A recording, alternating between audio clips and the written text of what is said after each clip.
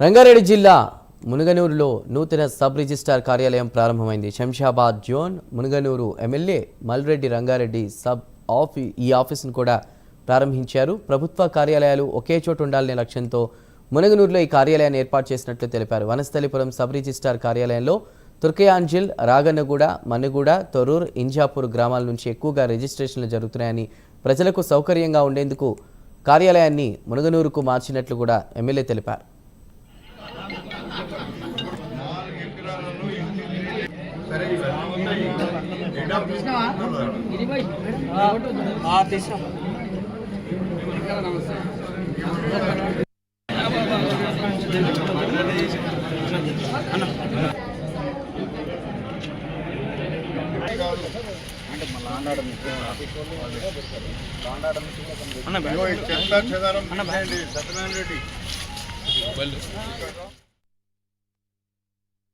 ప్రజలకు ఎక్కడ ఇబ్బంది కాకుండా, ప్రజలకు ఎక్కువ డబ్బులు ఖర్చు కాకుండా, ప్రభుత్వం ఏం చెప్తుందో, ప్రభుత్వ చట్ట ప్రకారం ఏముందో అది చేసే విధంగా మీరు కూడా తప్పకుండా వాళ్లకు సాయం చేయాల్సినటువంటి అవసరం ఉందని చెప్పి మా వాళ్ళందరినీ కూడా నేను మనవి చేస్తున్నా.